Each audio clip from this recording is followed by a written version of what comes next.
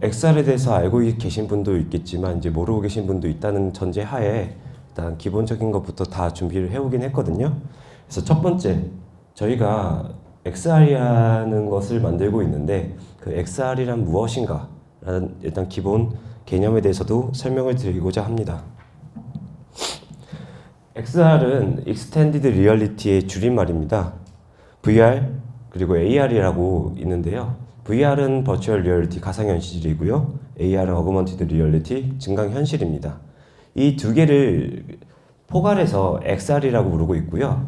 이 두 개의 이제 교집합이 되는 부분을 MR, 믹스드 리얼리티라고 부르고 있습니다. 그래서 VR하고 AR을 포괄해서 XR이라고 하고 있기 때문에 그럼 VR이 무엇인가 그리고 AR이 무엇인가 간략하게 이제 설명을 드리자면은 VR은 영화로 보면은 이제 매트릭스입니다. 저희가 다 데이터로 된 공간 속에 들어가서 그 체험을 하는 것이 VR이고요. AR은 혹시 이제 만화 드래곤볼을 보셨을지 모르시겠지만 이제 그 스카우터라고 안경이 있습니다. 그 안경에서 이제 정보가 뜨기 때문에 현실 공간에 데이터가 융합된 증강현실이 바로 AR입니다. 우리가 이제 VR하고 XR, AR이 어떻게 시작되었냐라고 하면은 이반 서더랜드가 이제 최초의 HMD 형태로 이제 디바이스를 만들었습니다. 그 당시에는 뭐 지금처럼 이제 6DOF, 3DOF가 없이 그냥 렌즈에 눈을 갖다 대고 그 다음에 이제 입체감을 볼 수 있는 형태의 최초의 VR 형태였고요. 그리고 AR에 대해서는 이제 구글이 2011년 구글 글래스를 선보이면서 이제 대두화가 됐었습니다.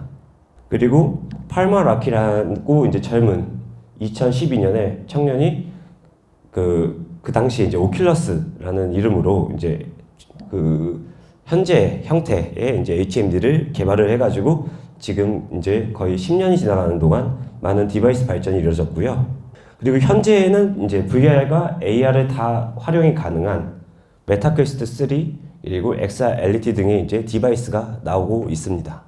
VR은 방금 이제 HMD를 쓰고 있으면 가상 공간 속에서 저런 화면을 보면서 체험을 하는 형태이고요.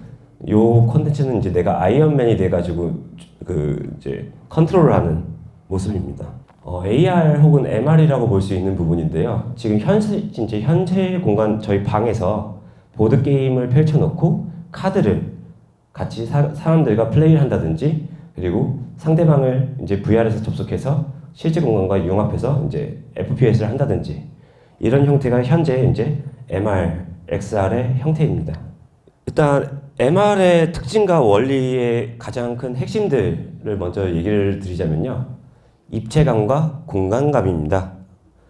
일단 데이터를 저희가 두 눈으로 보기 때문에 양안 시차를 통해서 입체감이 나옵니다. 저희가 이제 극장에 가서 3D 시어터를 보면은 입체 영상을 보듯이 그러한 이제 뎁스감이 있기 때문에 입체감이 있고요.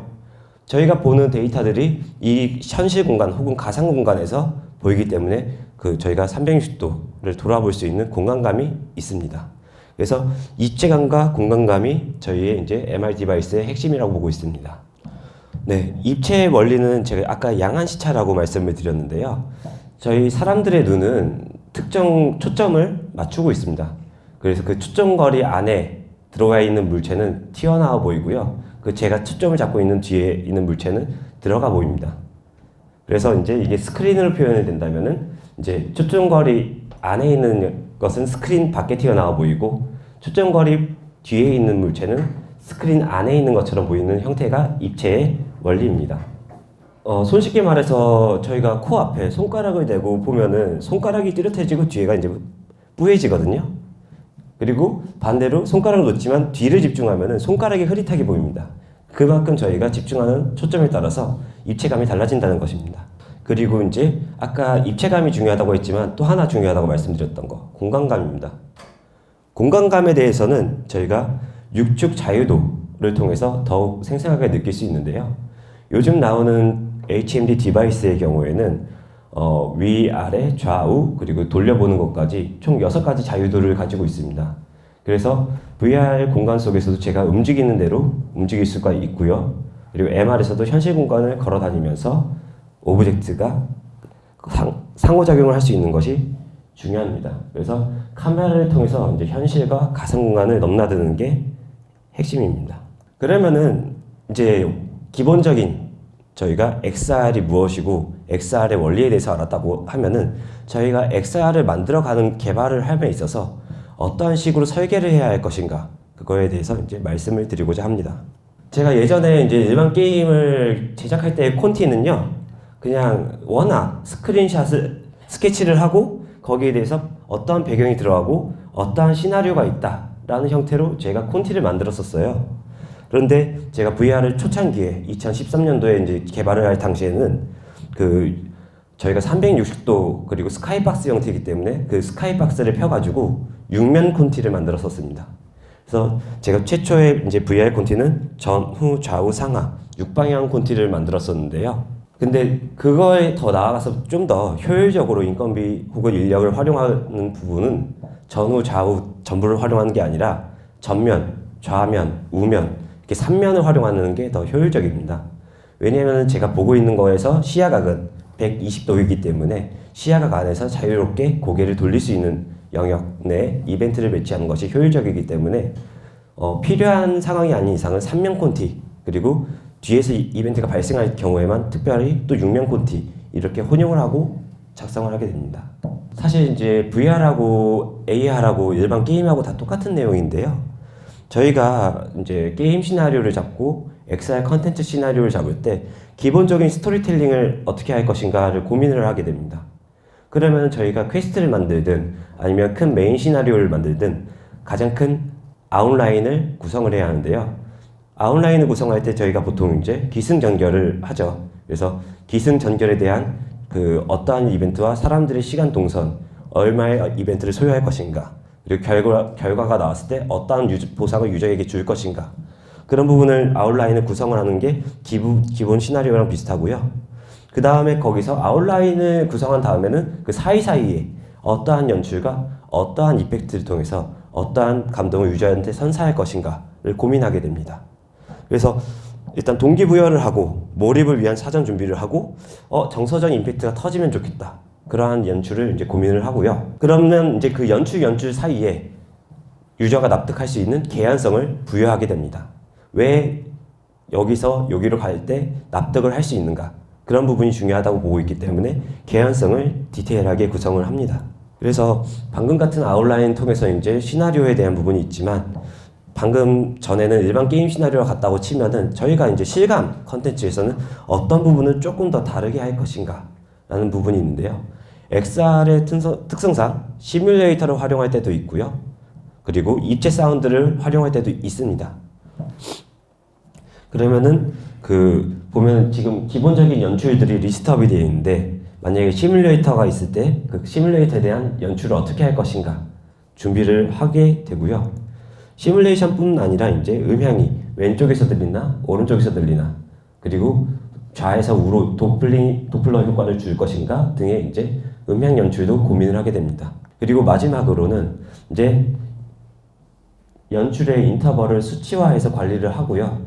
그러한 부분을 이제 완성을 시키면은 이제 하나의 이제 어트랙션 시뮬레이터 XR 컨텐츠를 만들게 됩니다. 그리고 제가 XR 게임하고 VR 게임을 만들면서 가장 큰 차이가 몇 가지 있다고 생각을 하고 있는데요. 그중 가장 큰 부분이 UI UX입니다. UI UX가 저희가 이제 모니터로 할 때는 마우스와 키보드를 사용하고 모니터라는 프레임 안에 갇혀가지고 저희가 즐기게 됩니다. 근데 VR이라는 거는 저희가 저희 머리를 실제로 돌려가면서 그 공간을 실제로 보고 그러면 인터랙션을 저희가 손으로 핸드 트래킹을 하든 아니면은 컨트롤을 활용을 하든 그리고 보이는 UI의 위치가 그 시야에 방해되지 않는지 이런 부분이 실제 일반 게임 컨텐츠와 이제 모바일 컨텐츠와 VR 컨텐츠의 가장 큰 차이는 이러한 UI UX가 가장 크다라고 보고 있습니다. 또한 저희가 3D 게임을 모니터에서 하면 멀미가 덜한데 VR에서 하면 멀미가 심합니다. 그 이유는 인지 부조화가 가장 큰데요. 그러한 멀미를 저감하기 위해서 각 노하우를 녹여내야 한다는 게 또 일반 컨텐츠와 VR 컨텐츠, XR 컨텐츠의 차이라고 보고 있습니다. 그러면은 XR에서 사용되는 UI 종류가 무엇일까요? 라고 봤을 때 전 크게 네 가지로 분류를 하고 있습니다. 하나는 이제 플랜을 깔아놓은 일반 평면 UI. 그게 이제 3D 공간에 박혀 있는 형태고요. 그리고 실제 3D 오브젝트 자체가 UI가 되는 오브젝트 UI.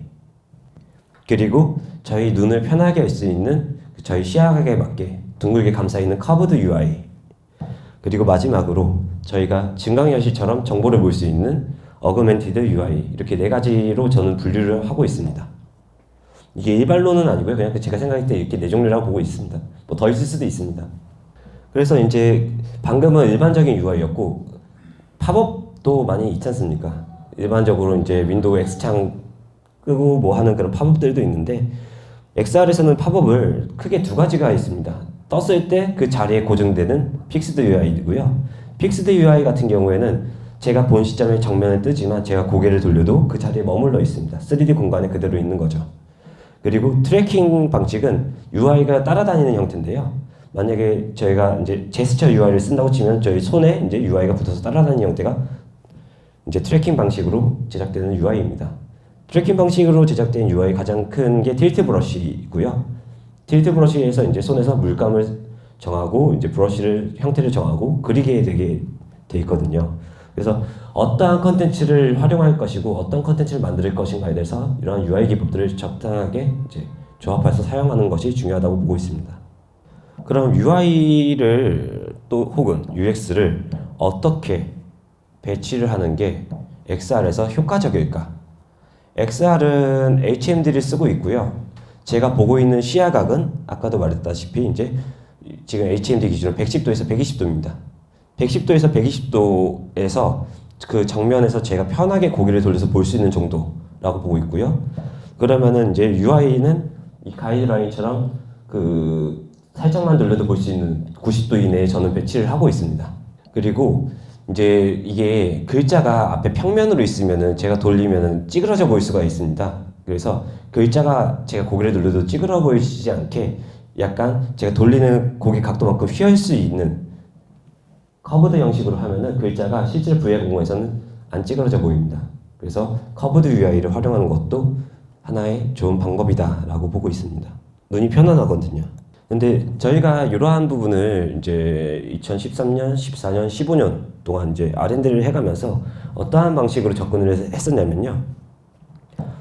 처음에 이제 VR을 봤을 때 불편하기 때문에 실린더에 베이지어를 놔가지고 거기서 저희가 UI를 각각 얹어봤을 때 어느 정도가 곡률이 편할 것인가, 어느 범위 안에 이제 배치돼야 잘 보일 것인가, 혹은 이제 와이어 스피어를 해가지고 위아래로도 이제 자유롭게 배치를 해봤는데 가장 효율적인 방식은 이제 실제 메시를 놓고 거기서 이제 72개의 베이지어 사이에서 시야가 5도씩 가이드를 잡고 그 앞에 정면으로 커브들을 배치하면은 좀 효율적으로 보일 수 있겠다라는 내부 결론을 냈었고요.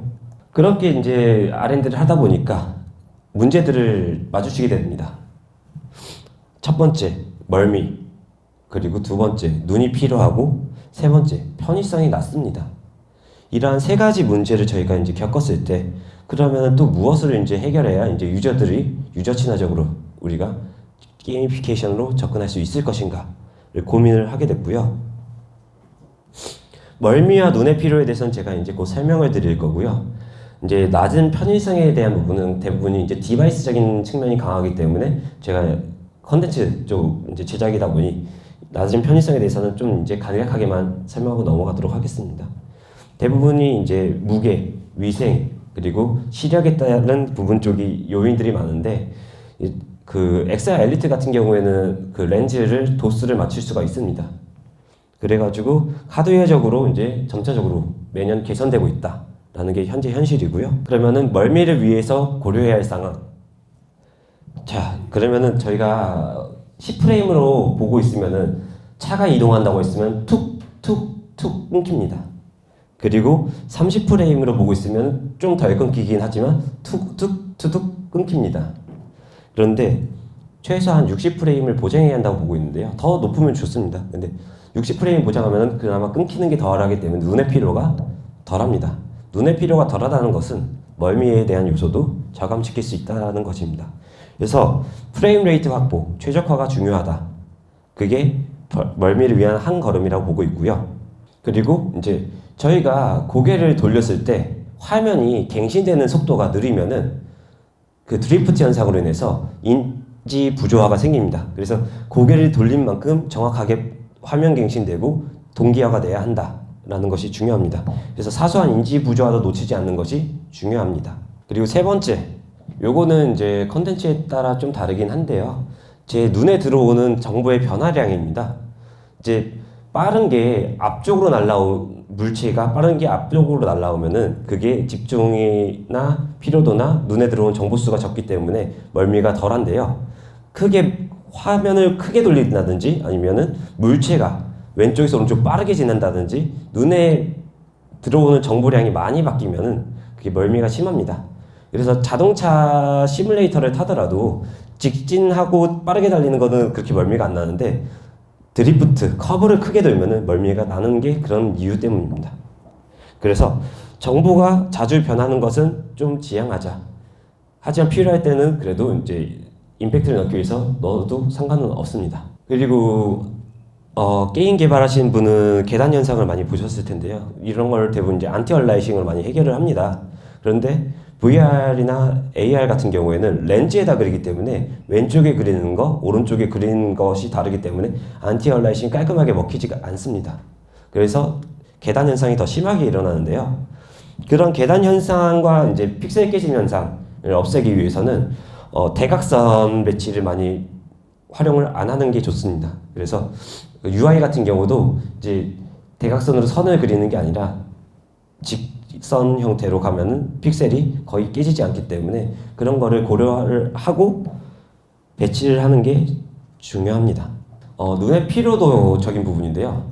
저희 눈앞에 디스플레이가 있습니다. HMD는 디스플레이가 바로 눈앞에 있기 때문에 원색, 강한 색이 이제 눈에 들어오면 그만큼 눈에 피로를 많이 주게 됩니다. 그래서 채도가 높은 색은 좀 피합니다. 그래서 대부분의 이제 실감 컨텐츠를 하면은 좀 약간 어두운 느낌이 있는 게 사실 그런 이유에서 있는 게 있고요. 또 이제 피로를 위해서 이제 채도뿐만 아니라 중성색계 톤을 자주 활용하는 게 좋습니다. 눈의 피로를 덜할 수 있는 색 조합을 활용하면은 그나마 이제 저희가 지속 플레이가 가능한 시간이 많이 늘어날 수가 있다고 보고 있습니다. 자, 그러면은 아까 멀미를 위해서 중요한 게 이제 최적화라 그랬죠. 최적화를 하면 이제 프레임 레이트도 확보가 되고 그리고 이제 화면 갱신도 제대로 되고 그러면 최적화를 하기 위해서 무엇을 해야 할까요? 그런 부분은 이제 저희가 디바이스에 따라서 디바이스에 맞는 최적화를 하는 것이 중요합니다. 일단 엔진상에서 그려지는 드로우 콜스 몇 개가 내 눈앞에 그려지는가 그리고 이 올라가는 오브젝트의 폴리곤이 얼마인가 이런 모든 것의 기준을 잡고 그 기준에 맞춰서 제작하는 것이 중요하다고 보고 있습니다. 예를 들어서 이제 모바일 디바이스를 가정하고 최적화를 한다고 했을 때입니다. 그 모바일 디바이스가 진짜 핸드폰을 말하는 건 아니고요. 저희가 스탠드얼론으로 쓰고 있는 HMD, 메타퀘스트 시리즈가 사실 이제 안드로이드 기반입니다. 그래서 메타퀘스트 2가 이제 모바일 퀄컴 드래곤 CPU를 쓰고 있기 때문에 실질적으로는 이제 모바일 스펙하고 비슷하다고 보고 있고요. 메타퀘스트를 저희가 기준을 잡고 최적화를 한다. 첫 번째, 그러면 눈앞에 그려지는 오브젝트는 드로우 콜스를 100개 이하로 줄여보자 라는 방식인데요. 그 드로우 콜스를 줄이는 방법은 이제 크게 두 가지가 있습니다. 텍스처를 테트리스처럼 조합하는 아틀리스트 방식으로 이제 제작을 하는 방법이 있고요. 두 번째는 이제 유사한 메쉬와 같은 텍스처를 쓰는 거를 어태치시켜서 하나의 오브젝트화를 하는 것이 두 번째입니다. 요거는 기준의 일시입니다. 저희가 이제 뭐 유니티 같은 거나 얼리얼 같은 엔진을 쓰는데 유니티에서 이제 씬 기준으로 말씀을 드리자면 하나의 씬을 잡을 때 그 씬에 사용 가능한 기준을 어떻게 잡을 것인가 라고 하면은 예를 들어서 배경이 무거운데 배경은 그럼 200 폴리곤을 사용하자 라는 기준을 잡고 그 배경에서 씬에 들어가는 게 이제 배경이 조각나 있을 때 이제 100 폴리곤짜리 그 씬에 등장하는 게 이제 2개다 라고 잡는 거고요. 그리고 캐릭터를 그러면 총 100만 폴리곤을 쓰자 하면은 10만 폴리곤짜리 캐릭터가 동시에 10개가 등장할 수 있다 라는 식의 기준을 해가지고, 물론 더 많이 등장을 하는데요, 동시 등장 기준입니다. 동시에 등장해서 이제 정리하는 건 한 300폴리곤 수준이다. 그리고 실질적으로 이거를 풀로 사용하는 게 아니라 연출들이나 이펙트도 들어갈 수 있으니까 75% 정도를 활용하는 게 좋겠다. 이런 식으로 기준을 잡는 것이 중요하다라는 것을 말씀드리고 싶었습니다. 그리고 라이트 맵이라는 것이 있는데요. 라이트 맵은 실시간 조명이 아니라 배경에 이제 빛을 조명을 구워가지고 하나의 텍스처를 만드는 방식입니다. 실시간으로 조명을 넣으면은 그게 이제 렌더링을 계속 하기 때문에 무거워집니다. 이제 메모리도 많이 잡아먹게 되고, 그 다음에 GPU도 많이 사용하게 됩니다. 그래서 그러한 부분에 부담을 줄일 수 있는 게, 조명을 때린 것 같이 이쁘지만 실제로는 하나의 텍스처인 것처럼 속이는 이제 게임 기법인데, 그러한 라이트 맵을 적극 활용하자라는 게 일단 최적화의 핵심입니다. 네, 딱 30분 정도 발표를 마치도록 하겠습니다. 저는 게임 개발 쪽이 아니라 네, 이 브랜딩 쪽이 있는데, 네, 최근에 저희 쪽에 이슈가 되는 것이 이제 교육 현장에서 어떻게 잘 적용을 시킬 것인가, 또 컨텐츠를 좋은 컨텐츠가 있는데 이것을 어떻게 이제 뭐 게이미피케이션으로 이렇게 입힐 것이냐, 그런 부분들을 고민하다 보니까 제가 이 자리에 있게 됐습니다. 네. 근데 지금 제가 이 발제 내용을 네, 제 수준에서 이해를 했었을 때는 조금 이제 뭐랄까 기본적인 이 틀을 갖춰가고 이해를 하는 정도로 저는 이해를 하고 있는데, 네, 네. 만약에 이것이 교육 현장에 적용을 한다라고 했었을 때 이 커리큘럼을 네. 어느 정도 수준에서 가능한지, 아니면 그것도 충분한지, 그 부분을 좀 네. 그러면은 실제 그 XR과 관련돼서 네. 가르치는 데는 별로 없죠. 네, 없습니다. 뭐 혹시나 사례나 뭐 이런 어디 강의를 하신 사례라든가 이런 건 좀 있으실 것 같은데. 네. 일단 제가 강연에 나가면요, 대부분이 이제 학생들이 아무것도 모르는 기준에서 가정하고 특강을 합니다. 그래서 거의 다 기본적인 걸로 시작을 하고요. 근데 이거를 이해를 하고 있는 상황에서는 그 다음에 커리큘럼을 준비를 해야겠죠. 그래서 이제 어떠한 사람에게 어떠한 강연을 할 것인가, 그 타겟이 가장 중요하다고 보고 있고요. 사실 이러한 발제를 가져온 이유도 오늘 게임 컨퍼런스이기 때문에 이 게임 컨퍼런스에서 XR을 소개하는 부분이 없어서 모르시는 분도 많겠다라고 해서 거의 초기 강의 커리큘럼이라고 봐주시면 됩니다. 그냥 한 가지만 더 네. 부연해서 제 소견을 좀 말씀을 좀 드리자면, 뭐 한 분야에 대해서라든지 가는 뭐 여기서 뭐 부산을 간다라고 하는 길이 몇 가지 방법이 있어. 네. 이 정도만 그리고 있으면 개인들의 크리에이티브를 통해서 아이디어를 크리에이티브로 입힐 수 있는 것들이죠. 네. 그런 측면에서 이런 부분들을 사전에 좀 알고 있다라면, 네.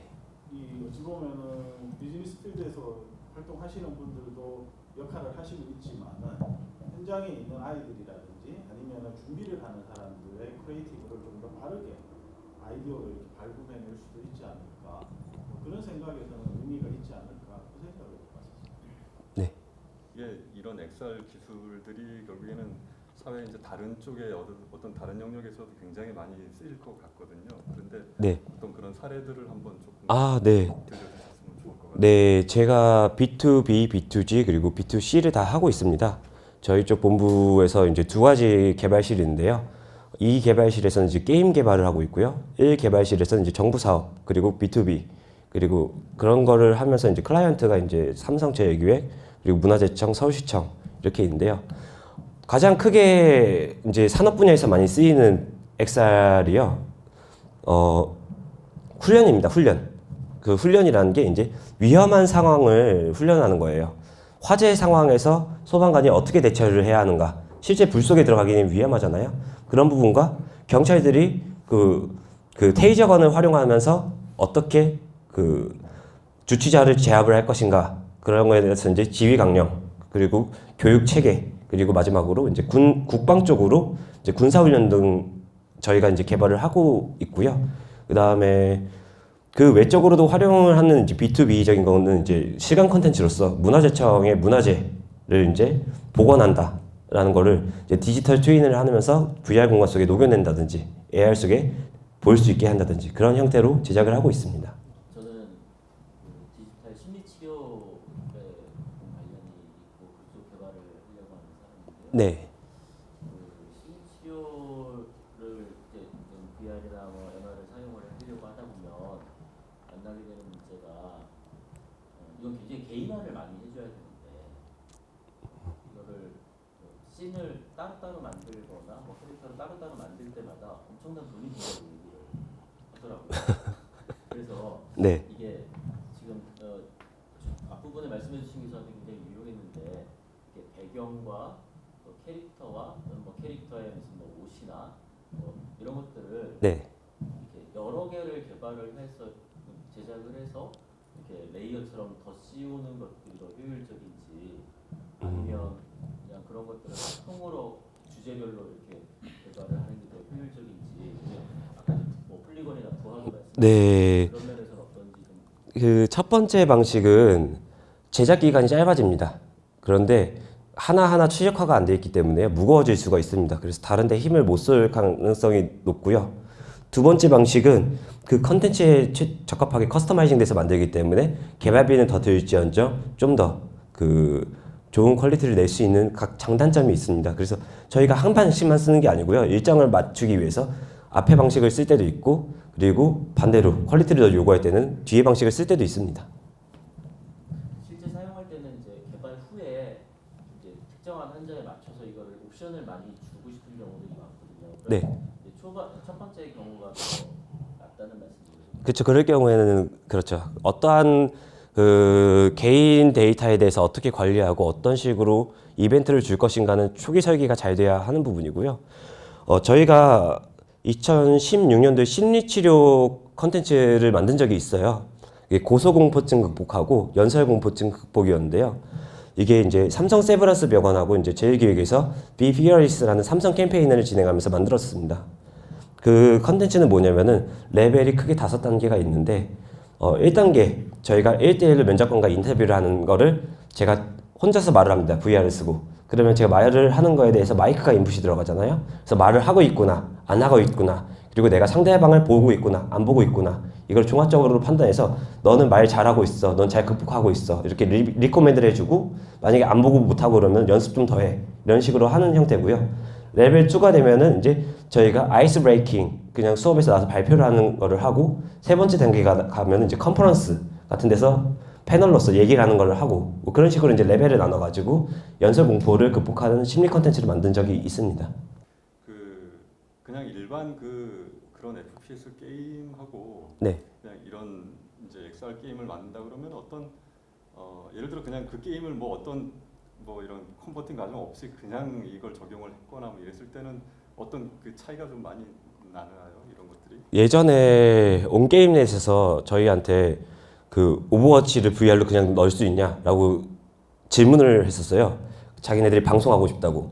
근데 불가능합니다. 왜냐면 그 코드나 소스는 블리자드가 가지고 있고 저희가 컨버팅을 할 수 있는 건 아니었었기 때문에요. 그리고 저희가 일반적으로 했었을 때 당시에 FPS를 그대로 놓을 수 없는 부분은 크게 VR SDK가 적용이 안 되어 있기 때문에 저희가 컨트롤하는 이제 플레이어의 이제 조작 체계를 아예 새로 적용을 해야 하는 부분이 있습니다.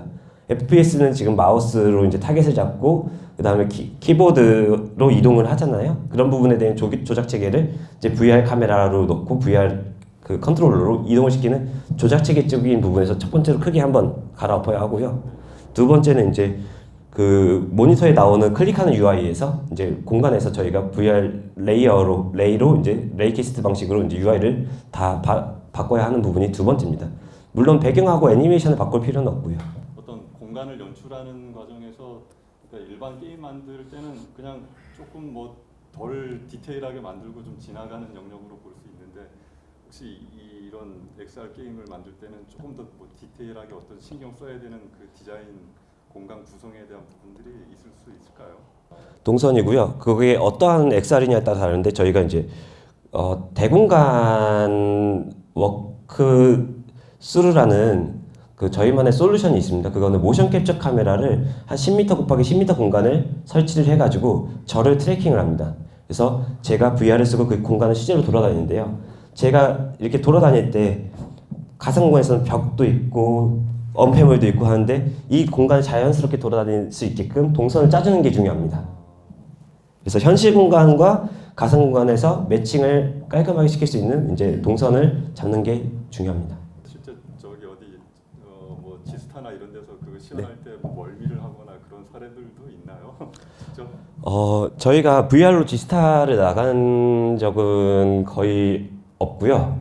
왜냐면은 저희가 이제 지스타에 VR을 들고 나가봤자 VR 시장을 보고 오는 유저가 많이 적기 때문에 홍보 효과가 그렇게 크지가 않습니다. 그래서 저희가 나가는 거는 이제 VR 엑스포, XR 엑스포 이러한 전시회에 나가는데요. 그 멀미가 많이 나고 안 나고는 사실 컨텐츠 제작사마다 다릅니다. 그거에 대해서 노하우를 잘 녹였나 안 녹였나 차이가 많이 크기 때문에요. 멀미가 안 나는 컨텐츠는 진짜 안 나고요. 멀미가 심한 컨텐츠 정말 심합니다. 저희는 모빌리티 쪽에 이제 교육용으로 많이 사용을 하고 있어요. 전기차라든지 이런 걸 개발했을 때 보선압이다 보니까 실제 교육을 하려면 장비가 되게 크고 무겁고 비싸고 이런 게 많아요. 그래서 이제 이거 오큘러스를 쓰고 지금 교육을 하고 있는데 네.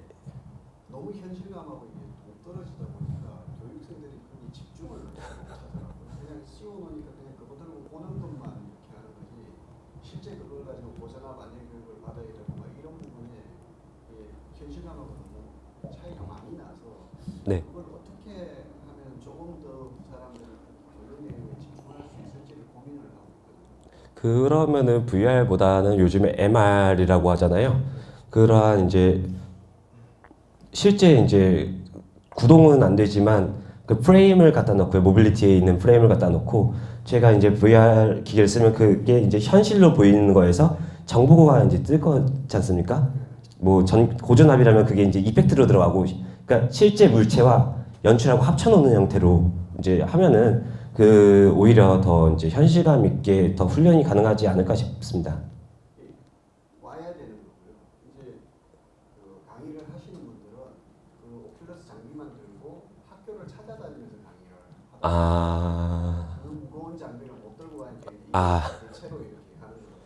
전기차를 분해를 해놓고 뭐 여기가 뭐고 여기 고전압선이 어떻게 흘러가니까 이 부분을 조심을 해야 되고 이런 걸 가르치거나 이게 너무 이제 차이가 많이 나다 보니까 비슷하게 하려면은 그 360 입체 촬영을 하면은 영상이기 때문에 영상 플러스 이제 그러니까 영상 이미지와 이제 오브젝트를 섞어서 만드는 형태가 좀 리얼리티를 올릴 수는 있습니다. 근데 단점은 그 영상을 입체 촬영을 한 거가 어느 수준으로 어디까지 만들 것이냐 그리고 그거에 대해서 이제 오브젝트를 별도 레이어로 깔끔하게 붙여서 어떻게 만들 것이냐 요거에 대해서 어떻게 설계가 되느냐에 따라 다르고요. 그렇게 만든다고 치면은 저희가 굳이 이제 장비를 안 들고 가도 갈 수 있지만 현실감 있는 그 영상 이미지에 이제 저희가 인터랙션을 할 수 있는 형태로 제작이 가능하겠죠. 학생들이나 네. 요즘 VR, 뭐 XR, MR 이쪽 개발자로 지원하려고 하는 학생들은 사실은 많은데 네. 진입 장벽이 사실 높은 거 사실이거든요. 네. 그리고 그거를 가리키려는 무슨 삼성 멀티캠퍼스라든지 뭐 이런 교육기관에서도 엄청나게 많이 배우고 하지만 현장에서는 개발 인력이 없다. 정말 없다. 내가 이번에 콘텐츠 진흥 하나 수주했는데 개발자를 해야 되는데 정말 개발자가 내 마음에 드는 사람 하나도 없다. 근데 또 현장에서는 너무 진입 장벽이 높아. 거기는 가면은 내가 아는 기술 하나도 못 써. 다시 배워야 돼. 이렇게 막 하는데 네. 본점이 생각하실 때는 그거의 갭 차이를 줄일 네. 수 있는 방법이 있을까요? 사실 그 갭 차이라기보다도요. 저희가 사람을 뽑을 때요. VR을 했나 안 했나를 보진 않습니다. 왜냐면은 일반적으로 게임이나 저희 컨텐츠를 제작하는 사람들이라면 기본적인 프로세스는 비슷하거든요. 그러면은 이제 VR적인 부분이나 AR적인 부분은 저희의 노하우를 온 사람한테 공유를 해주면 되기 때문에 저희가 보는 부분은 어쨌든 그 예를 들어서 프로그래머라고 치면은 그 기본적인 기본기 그리고 엔진 활용 응용도 이런 거를 많이 보게 되고요. 기획자적인 부분은 이제 이 사람의 화면 설계 능력이라든지 이제 사업 계획 수행 능력이라든지 이런 부분을 많이 보게 됩니다. 그래서 사실 이제 VR이나 XR이나 뭐 그렇게 굳이 아카데미가 아니더라도 게임 쪽 개발하든 아니면 일반 컨텐츠를 개발하든 역량이 좋다라고 보고 있습니다. 네, 알겠습니다. 질문 하나 있고요. 네. 저는 온라인 기반의 B2B 교육 시장에서 좀 오랫동안 종사를 하고 있는데 네, 실제 기업 고객들을 많이 만나거나 민간들이 많이 만들어 놓은 재해재난 관련된 그 가상 현실 기반의 교육 콘텐츠들을 좀 보면 네, 아까 말씀 나오셨던 현실적인 이질감 문제도 있긴 한데 네. 이질감을 촉발하는 이슈 중에 가장 큰 꼭지가 네, 사실은 그 현실과 동떨어진 컨트롤러 부분이거든요. 네, 맞습니다. UI, UX도 있겠지만 컨트롤러 부분이 가장 차이가 많다 보니까 사실은 교육적인 효과가 많이 떨어진다라는 평가를 많이 듣기도 하던데 네. 이거에 대응하는 업계에서 새로운 기술이나 뭐 시장 전망이 좀 따로 있을까요? 기술은 이미 있습니다. 근데 활용을 안 한 이유가요. 단가입니다. 단지. 왜냐면은 지금 이제 메타퀘스트만 해도 손가락 인식이 됩니다. 자연스럽게. 그러면은 손가락 제스처로 오브젝트를 잡을 수가 있거든요. 그런 부분에서도 되고 저희가 모션 캡처 카메라를 쓰면은 핸드 트래킹을 하기 위해서 저희가 손에다 두고 액티브 마커 이제 발에다도 액티브 마커를 붙이기 때문에 그거에 대한 동기화를 이제 컨트롤을 사용하는 게 아니라 그 동기화를 할 수 있는 장치를 준비를 하고요. 저희가 국방 훈련할 때는 실제 총기와 똑같은 형태의 무게 거기에다가 이제 마커를 들어서 VR에서 그걸 들었을 때 같은 무게를 들고 훈련 받을 수 있게 준비를 합니다. 단지 말씀하셨다시피 이게 다 커스터마이징이기 때문에 다 단가에 관계된 부분이고요. 일반적으로 이제 저단가로는 진행하기 어렵기 때문에 저희가 많이 하는 게 일단 예산 배정이 많은 사업 혹은 거기서 그래도 니즈가 필요하다라는 데서만 활용을 하고 있습니다. 네. 멀미에 대해서 많이 다뤄주신 게 되게 인상적이었어요. 근데 멀미가 심하다는 게 이게 어느 정도까지 보신 거예요? 멀미가 심하다라는 게 보면은 계속 이제 막 이게 울렁거리잖아요. 눈이 막 울렁거리고 그러면은 그 어지러워가지고 그냥 눈을 감게 됩니다. 보면서. 뭔가 멀미할 때 진짜 막 토하거나 막. 네, 토하거나 그런 건 아닌데 어지러워요. 이제 막 일어섰을 때 이렇게. 그게 가장 네, 이런. 최악의 수준. 네. 그럼 만약 이게 소아나 어린애들 같은 경우는 더 멀미를 쉽게 하잖아요. 오히려 근데 더 빨리 적응도 합니다. 어린애들이 적응력이 빠르기 때문에 처음에는 그렇다가도 이게 당연하다라고 받아시키면은 인지 부조화가 오히려 적습니다. 이게 워낙에 이제 좀 기술적으로도 좀 많이 발전을 뭐 해왔고 또 앞으로도 많이 또 해가야 될 것 같은데 아직까지도 굉장히 많은 문제점들이 있을 것 같아요. 해결하지 못한 뭐 소프트웨어적이나 아니면 특히나 이제 하드웨어적인 문제도 굉장히 많을 텐데 네. 가장 고치고 싶은 어떤 것들이 있다면 뭐 하드웨어적인 부분이나 소프트웨어적인 부분에서 어떤 부분이 있었어요?